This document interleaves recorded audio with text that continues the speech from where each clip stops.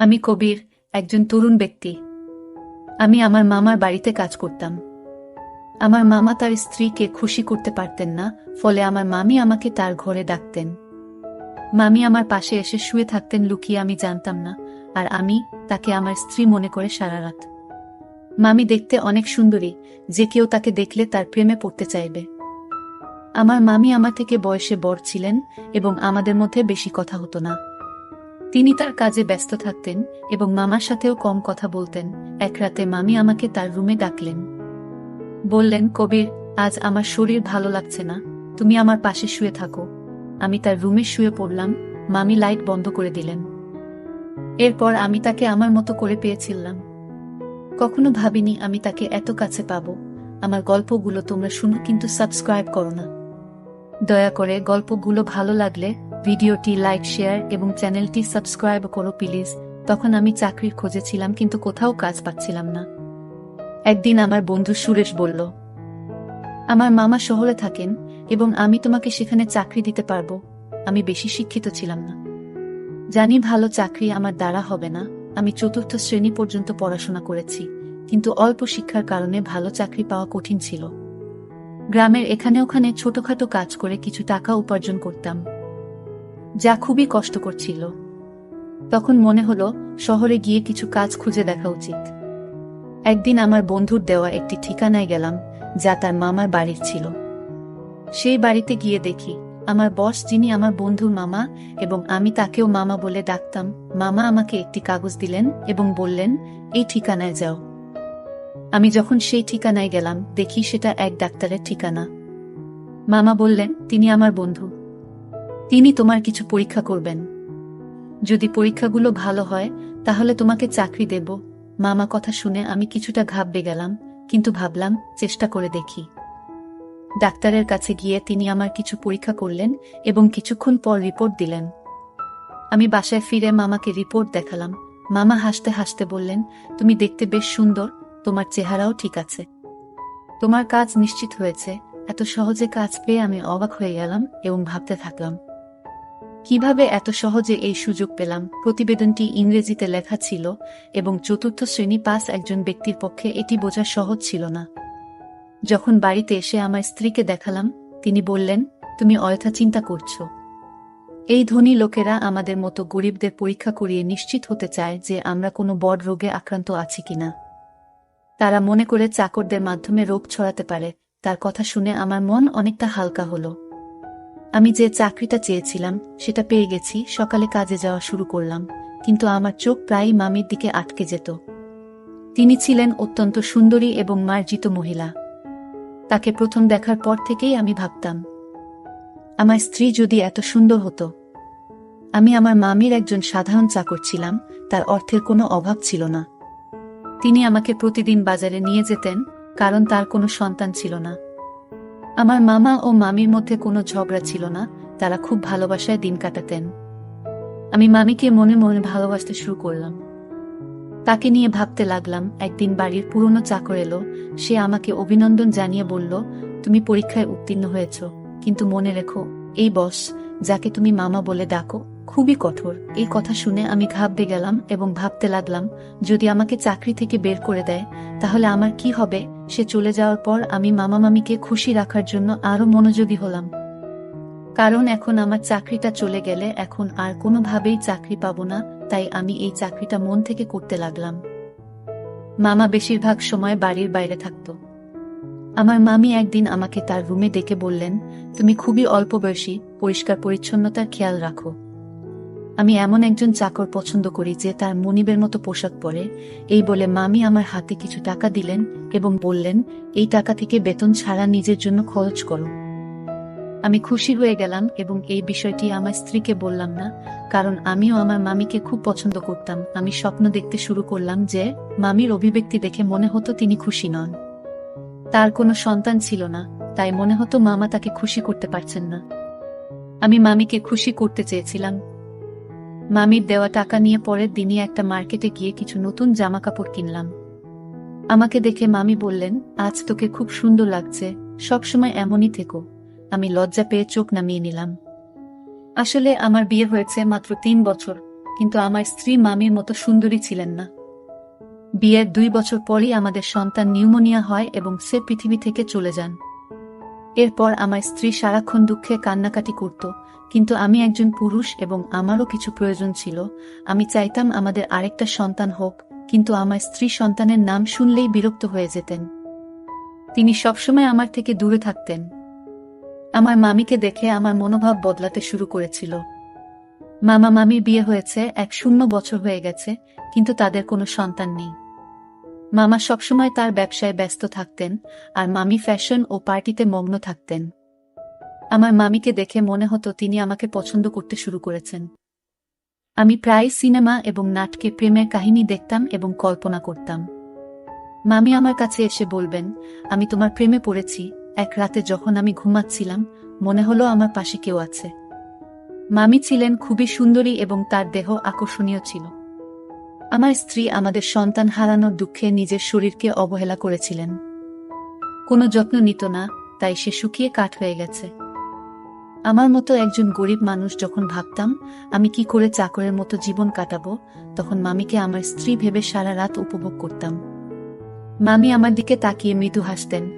আমি আমার মামির সান্নিধ্য উপভোগ করতে শুরু করলাম। কাজ করার সময় মামি আমাকে ডেকেই যে কোনো কাজ দিতেন, আর আমি তা সঠিকভাবে করে দিতাম যেন কোনো অভিযোগের সুযোগ না থাকে। মামি সবসময় আমার প্রশংসা করতেন, আর আমি সততার সাথে আমার কাজ চালিয়ে যাচ্ছিলাম। একদিন মামির শরীর খারাপ হলে আমি তাকে হাসপাতালে নিয়ে যাই এবং মামাকে ফোন করে জানাই। এরপর মামা হাসি মুখে আমাদের সবার জন্য মিষ্টি আনলেন। এরা দেখে আমি খুব খুশি হয়েছিলাম, কিন্তু সেই দিন থেকে মামির আচরণ বদলে গেল। তিনি আমার দিকে অদ্ভুতভাবে তাকাতে লাগলেন এবং বাইরে যাওয়া কমিয়ে দিলেন। ফলে এখন শুধুমাত্র মামির সঙ্গেই আমার দেখা হয় কম। কিছুদিন ধরে আমার মন মেজাজ খারাপ ছিল, কারণ আমি মামির সান্নিধ্যে অভ্যস্ত হয়ে পড়েছিলাম। আমার মনে হয়েছিল আমি হয়তো মামির প্রতি আসক্ত হয়ে পড়েছি। তবে আমার কাজ চালিয়ে যেতে লাগলাম। সময় চলে গেল এবং অবশেষে সেই দিন এল যখন মামি একটি সন্তানের জন্ম দিতে চলেছিলেন। কিন্তু মামা আর আগের মতো খুশি ছিলেন না। তিনি সবসময় চিন্তিত থাকতেন। আমি ভাবতে লাগলাম, মামা কেন খুশি ছিলেন না?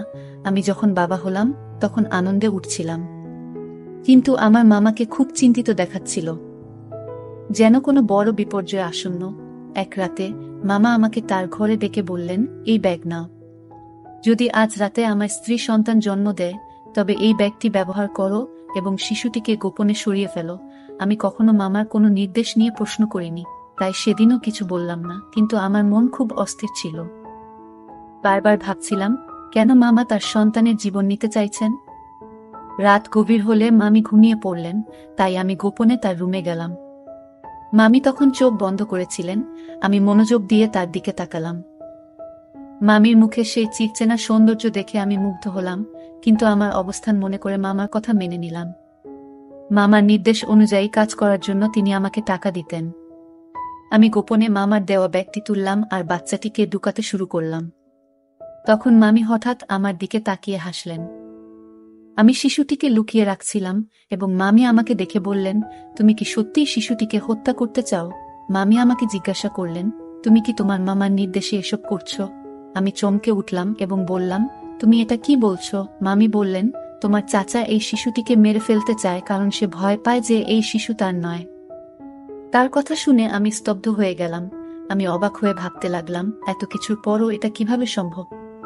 মামি বললেন, তোমার মামা সন্দেহ করছে যে এই শিশু তার নয়, তাই সে এই কাজটি করতে বলেছে। সে এই শিশুটির বাবা নয়, তুমি এর বাবা। এই কথা শুনে তাকে বললাম, তবে তুমি কেন বলছো আমি এই শিশুটির বাবা? আমি এই কথা শুনে স্তব্ধ হয়ে গেলাম। আমি বললাম, আপনি কি চান আমি এই শিশুটিকে বাঁচিয়ে রাখি? মামি হাসলেন এবং বললেন, এই শিশুটিকে জঙ্গলে ফেলে দিও না, কারণ এই শিশুটির বাবা তুমি।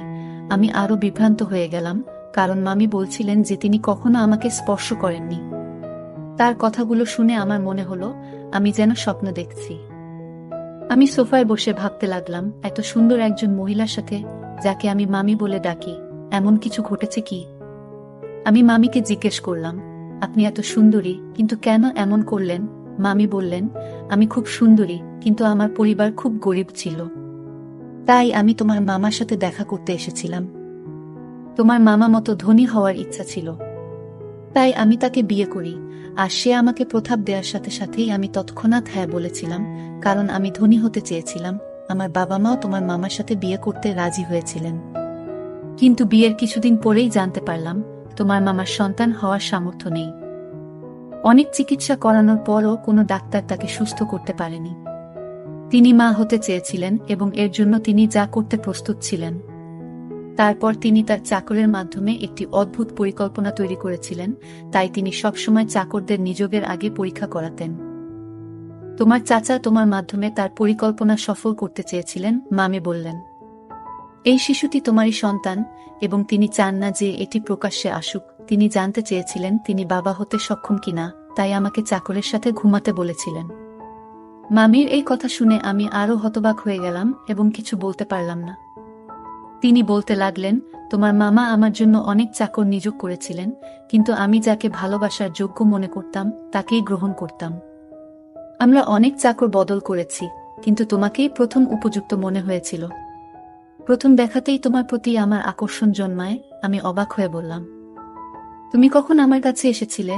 মামি হাসলেন এবং বললেন, তোমার মামা এমন পরিকল্পনা করেছেন যে তুমি বুঝতেও পারোনি। তুমি মনে করতে তুমি তোমার স্ত্রীর সাথে আছো, কিন্তু আসলে আমি ছিলাম। তোমার মামা রাতের আধারে আমাকে তোমার রুমে পাঠাতেন এবং তোমার স্ত্রীকে অন্য ঘরে অজ্ঞান করে রেখে দিতেন। তিনি নিজেই পাহারা দিতেন যাতে কেউ সন্দেহ না করে। মামি বললেন, আমি প্রথমে বাধ্য হয়ে এসেছিলাম, কিন্তু পরে তোমার প্রতি আকৃষ্ট হতে শুরু করলাম। তোমার কাছ থেকে যে সুখ পাচ্ছিলাম তা তোমার মামা কখনোই দিতে পারতেন না। সেই কারণেই আমি নিজেও তোমার প্রতি দুর্বল হয়ে পড়েছিলাম। তোমার মামা যখন এই পরিকল্পনা চালিয়ে যেতে লাগলেন, আমি নিজে উপভোগ করতে শুরু করলাম। তিনি আমাকে তোমার কাছে বারবার পাঠাতে থাকলেন। তিনি আরও বললেন, আমি গর্ভবতী হলাম এবং তোমার মামা আমাকে ভোরের অন্ধকারে ঘরে ফিরিয়ে আনতেন যাতে কেউ কিছু বুঝতে না পারে। এভাবে তোমার মামা তার সন্তান হওয়ার আশা পূর্ণ করতে চেয়েছিলেন এবং আমি নিজেও অজান্তে সেই পরিকল্পনার অংশ হয়ে পড়েছিলাম। কিছুদিন পর সে তার পরিকল্পনায় সফল হয়েছিল। ডাক্তার আমাকে জানিয়েছিলেন যে আমি মা হতে চলেছি, যা তাকে অত্যন্ত খুশি করেছিল। আমি বিস্মিত হলাম যখন শুনলাম সে ডাক্তারের কাছে মিথ্যা বলেছে। কেউ কিভাবে তার বউকে এমনভাবে ব্যবহার করতে পারে? তারা দুজনেই আমাকে টাকা দিয়ে তাদের খেলনা বানিয়ে ফেলেছিল, যা আমার মোটেই ভালো লাগেনি। তখন আমার মামি তার কথাবার্তায় ব্যস্ত ছিলেন।